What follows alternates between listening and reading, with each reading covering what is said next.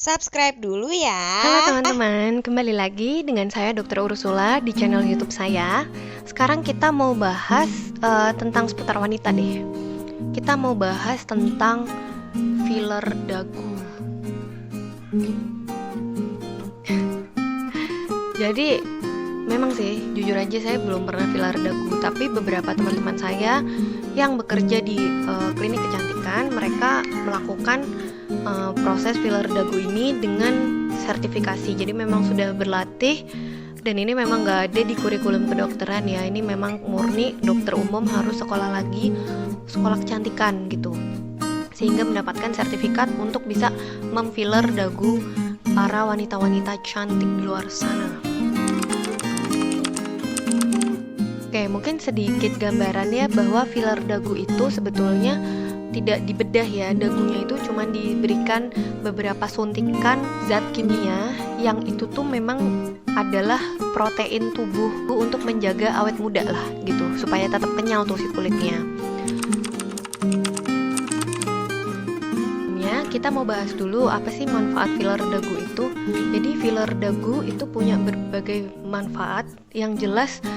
Karena berbagai manfaat itulah kenapa banyak wanita yang menginginkan filler dagu. Kenapa? Karena yang pertama memang membuat muka tampak lebih lonjong ya. Karena kan dagunya bisa dibentuk tuh, bisa dibentuk sesimetris apa atau selancip apa gitu. Cedok, lancip kan, cedok, lancip kan. Terus mungkin bisa dibuat apa sih, ada belahannya. Pokoknya gimana caranya kan mengubah, sebenarnya nggak mengubah muka sih, tapi kan ketika ada something yang cantik dikit kan pasti muka akan terlihat, wah ini kenapa ya cewek ini kok jadi beda sih gitu kan. Manfaat yang lainnya itu adalah kalau misalnya pada wanita yang sudah mulai lanjut usianya, mungkin dagunya udah mulai keriput. Nah itu bisa untuk mengencangkan lagi, karena si filler dagu ini kan namanya juga filler. Jadi dia mengisi something di dagu supaya lebih padat aja gitu, sehingga lebih kenyal dan lebih kencang. Apa aja sih yang disuntikin gitu? Ada 4 zat kimia, dimana harga itu menentukan jenis zat kimia tersebut. Yang pertama adalah asam hyaluronat. Asam hyaluronat ini adalah jenis protein yang bisa ditemukan di dalam tubuh untuk menjaga kekenyalan kulit dan juga menjaga agar kulit tetap kencang. Nah, si asam hyaluronat ini bisa bertahan di dalam badan itu 16-18 bulan. Karena dia itu adalah substansi kimia yang memang ditemukan secara normal pada tubuh, ketika sudah 16-18 bulan, dia secara otomatis akan diserap dan nanti akan hilang. Sehingga nanti lama-lama ya dagunya juga mulai kisut lagi, dan pada akhirnya harus melakukan filler lagi gitu. Yang kedua adalah kalsium hidroksil apatit. Jadi substansi kimia ini adalah substansi kimia yang juga bisa memicu pembentukan kolagen dalam tubuh. Kolagen itu apa? Kolagen itu adalah zat ikat yang bisa membantu kekencangan dan kekenyalan kulit. Nah, kalau si kalsium hidroksil apatit ini dia lebih cepat lagi diserapnya. Dalam waktu kurun 10-12 bulan dari sejak pertama filler, dia nanti sudah mulai kisut lagi. Jadi maintenance-nya otomatis akan lebih cepat dong daripada yang tadi asam hyaluronat. Ketiga adalah poly L asam laktat atau disingkat PLAA. Nah, PLAA ini sebetulnya adalah substansi kimia buatan yang disuntikan dalam filler dagu dan bisa bertahan dalam 2 tahun 24 bulan, lebih lama dari yang pertama dan kedua tadi. Dan PLAA ini bisa memicu pembentukan kolagen di dalam tubuh. Dan yang jelas mungkin akan lebih mahal karena dia maintenance-nya akan lebih lama. Yang terakhir ini yang paling mahal, namanya polymethyl metakrilat atau disingkat PMMA, polymethyl metakrilat. Jadi dia bisa bertahan 5 tahun, dan dia memang bentuknya itu yang paling yang paling sempurna. Dia memang berbasisnya langsung kolagennya. Kalau yang awal-awal tadi kan hanya memicu pembentukan kolagen, sedangkan PMMA ini memang berbasis kolagennya itu sendiri, sehingga akan lebih bertahan lama di dalam fillernya itu sampai 5 tahun.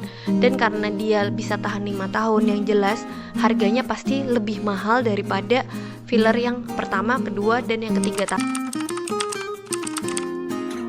dagu yang aman itu dilakukan oleh dokter yang memang sudah tersertifikasi, supaya alat-alat yang digunakan juga steril, prosedur yang digunakan aman, dan juga alat atau zat kimia yang dimasukkan ke dalam dagu itu adalah zat-zat kimia yang memang sudah diakui oleh Food and Drugs Administration.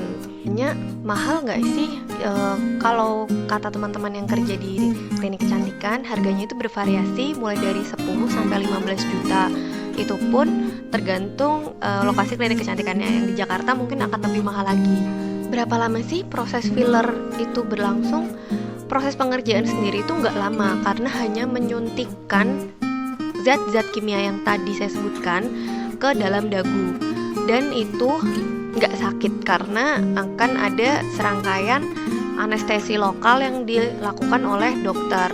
Dan yang jelas jangan melakukan pada orang yang bukan ahlinya, karena akan memicu infeksi atau inflamasi, atau bahkan bentuk dagunya malah nanti jadi nggak cantik. Karena proses ini meskipun terlihat mudah tapi membutuhkan latihan dan sertifikat. Nah, prosesnya sendiri itu sekitar setengah jam sampai 1 jam.